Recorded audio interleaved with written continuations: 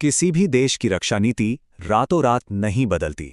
इसके पीछे अक्सर एक ऐसा ट्रिगर होता है, एक ऐसी घटना होती है जो दशकों पुरानी सोच को पूरी तरह से झकझोर कर रख देती है।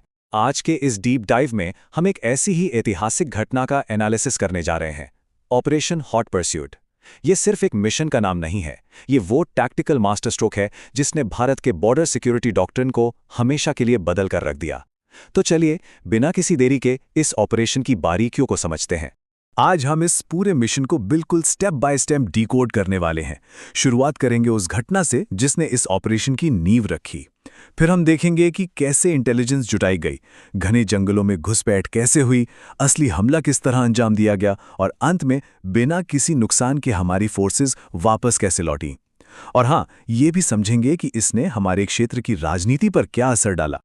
तो सबसे पहले बात करते हैं फेज 1 की, यानी द कैटलिस्ट, चंदेल एम्बुश। आखिर वो कौन सी घटना थी जिसने भारत को अपना बरसों पुराना स्टैंड बदलने पर मजबूर कर दिया? तारीख थी 4 जून 2015, मणिपुर का चंदेल जिला। सुबह 8:15 पर हमारी 6 डोगरा रेजिमेंट का काफिला रूटीन पेट्रोल पर था। तभी अचानक एक जोरदार आईईडी ब्लास्ट होता है।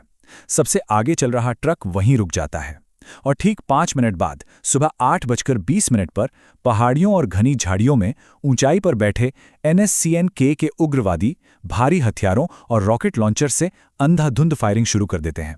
हमारे सैनिकों को उन्होंने पूरी तरह से एक किल जोन में फंसा लिया था।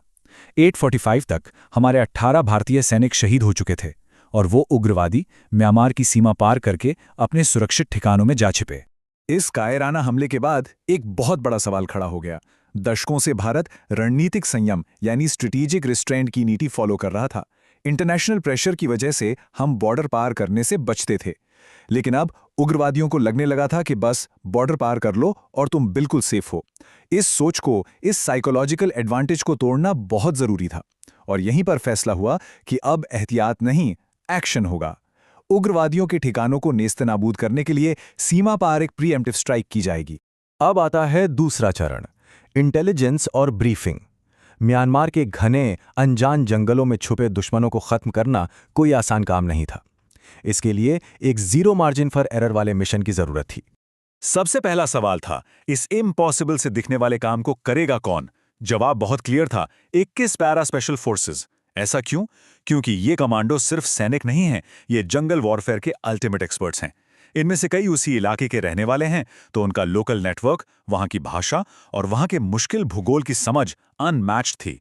ईस्टर्न कमांड की इस एलीट फोर्स के 70 सबसे जांबाज कमांडोज को इस मिशन के लिए चुना गया, जिन्हें लीड कर रहे थे mission commander lieutenant colonel Nectar संजेनबम।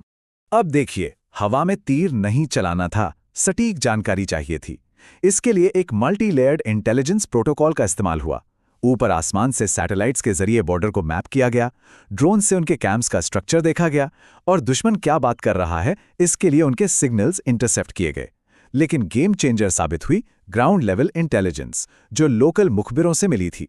इस सब को मिलाकर म्यांमार सीमा के 8 किलोमीटर अंदर मौजूद NSCN-K के 2 बड़े ट्रेनिंग कैंप्स की बिल्कुल पिन पॉइंट लोकेशन निकाल ली गई। इस मिशन का एक बहुत ही दिलचस्प हिस्सा था उनका डिसेप्शन, यानी चकमा देने की रणनीति। इन एलीट कमांडोज को अपनी टिपिकल यूनिफॉर्म की बजाय 12 बिहार बटालियन की साधारण इन्फेंट्री यूनिफॉर्म पहनाई गई, ताकि अगर कोई दूर से देखे भी तो उन्हें लगे कि यह कोई आम रूटीन पेट्रोलिंग है। लेकिन उस साधारण सी यूनिफॉर्म के साथ उनके पास जो गियर था ना, वो टॉप नॉच था। Advanced night vision goggles, silencer लगी हुई असॉल्ट राइफल्स, रॉकेट लॉन्चर्स और पूरी तरह से सुरक्षित एन्क्रिप्टेड GPS और कम्युनिकेशन सेट्स। चलिए, अब तीसरे हिस्से पर चलते हैं, इन्फिल्ट्रेशन एंड लॉजिस्टिक्स, यानी उन घने ट्रैकलेस जंगलों को पार करना। 70 कमांडोज का भारी हथियारों के साथ चुपचाप निकलना, ये कोई छोटी बात नहीं थी। जरा इमेजिन कीजिए, आप एक कमांडो हैं, आपके ऊपर भारी भरकम हथियारों का वजन है, उस ट्रॉपिकल जंगल की भयंकर उमस और गर्मी है, शरीर पसीने से तर है और चारों तरफ इतना घना अंधेरा है कि बिना नाइट विजन के हाथ को हाथ न सूझे। ऐसे में ये टीम आधी रात को लॉन्च पैड से निकलती है। अगले दिन दोपहर तक वो टारगेट से 5 किलोमीटर दूर पहुंच जाते हैं और फिर दूसरे दिन की आधी रात को वो एक 600 मीटर ऊंची बिल्कुल खड़ी चट्टान के बेस पर आकर खड़े होते हैं। ये फिजिकल स्टैमिना का एक अल्टीमेट टेस्ट था। इस पूरे रास्ते में सबसे बड़ा रूल क्या था? एब्सोल्यूट साइलेंस, एकदम सन्नाटा। आपस में बात करने के लिए भी सिर्फ इशारों का इस्तेमाल हो रहा था। बॉर्डर पार करने के बाद नॉर्मल रेडियो पर बात करना सुसाइडल हो सकता था। इसलिए ऑपरेशनल सीक्रेसी बनाए रखने के लिए हाई कमांड यानी सीधे लेफ्टिनेंट जनरल बिपिन रावत को सिर्फ एनकोडेड बीप सिग्नल्स भेजे जा रहे थे। बस एक बीप, जो ये बताती थी कि हम जिंदा हैं और मिशन ऑन ट्रैक है। लेकिन आप जानते हैं, प्लान्स चाहे कितने भी परफेक्ट क्यों ना हो, फील्ड में कुछ न कुछ अनएक्सपेक्टेड हो ही जाता है। घने जंगल में आगे बढ़ते हुए अचानक हमारी टीम के सामने बर्मीज शिकारियों का एक लोकल ग्रुप आ गया। अब ये एक बहुत क्रिटिकल मोमेंट था। कमांडोज को सख्त हिदायत थी कि किसी भी सिविलियन को नुकसान नहीं पहुंचना चाहिए, लेकिन अगर उन्हें ऐसे ही छोड़ देते तो वो गांव वालों को या उग्रवादियों को खबर कर सकते थे। तब टीम लीडर ने एक कमाल का टैक्टिकल डिसीजन लिया। उन्होंने उन शिकारियों को बंधक बनाने की बजाय अपना गाइड बना लिया। क्योंकि वो लोकल थे, उन्हें वहां के सबसे सुरक्षित और खुफिया रास्तों की पक्की जानकारी थी। अब आता है सबसे मुश्किल पड़ाव। कैंप तक जाने का जो इकलौता सेफ रास्ता था, वो उसी 600 मीटर ऊंची खड़ी चट्टान के ऊपर से जाता था। 2 दिन से लगातार चलते हुए कमांडोज पूरी तरह थक चुके थे, लेकिन फिर भी रात के उस घुप अंधेरे में उन्होंने वो चढ़ाई पूरी की। क्यों? क्योंकि वहां से उन्हें एक परफेक्ट वांटेज पॉइंट मिल रहा था। एक ऐसी जगह जहां से दुश्मन का पूरा कैंप उनकी सीधी नजर और फायरिंग रेंज में था, और नीचे बैठे दुश्मनों को उनकी जरा भी भनक नहीं थी। सेक्शन 4 टैक्टिकल हमला 40 minutes of pure kinetic action. अब हमारी टीम बिल्कुल अपनी पोजीशन पर सेट थी। हमले का समय फिक्स किया गया, सुबह 5 बजे। अब आप सोचेंगे 5 बजे ही क्यों? तो देखिए, इंटेलिजेंस से ये पता चला था कि उग्रवादी दिन में सिर्फ 2 बार खाना खाते हैं और उनका ब्रेकफास्ट का टाइम सुबह 5 बजे होता है। उस वक्त उनका ध्यान खाने पर होगा और उनके हथियार उनसे दूर होंगे। ये होती है असली टैक्टिकल सोच। चारों तरफ सन्नाटा था, उग्रवादी नाश्ता कर रहे थे। तभी mission commander lieutenant colonel Nectar Sanjenbam ने एक गहरी सांस ली और अपने हाथ के एक हल्के से इशारे से हमले का ऑर्डर दे दिया। सबसे पहले रॉकेट लॉन्चर से फायर किया गया। पलक झपकते ही कैंप की संतरी चौकियां आग के गोलों में बदल गईं। उस भारी धमाके के साथ ही पूरे कैंप में अफरा तफरी मच गई। सर्जिकल स्ट्राइक शुरू हो चुकी थी। लेकिन जैसा कि मैंने कहा, ग्राउंड जीरो पर सरप्राइज मिलते रहते हैं। दूसरे कैंप में जब हमारी टीम घुसी तो वहां गहरे खुदे हुए बंकर थे, जिनका इंटेलिजेंस रिपोर्ट में कोई जिक्र ही नहीं था। उग्रवादी उन बंकरों के अंदर से लगातार गोलियां चला रहे थे।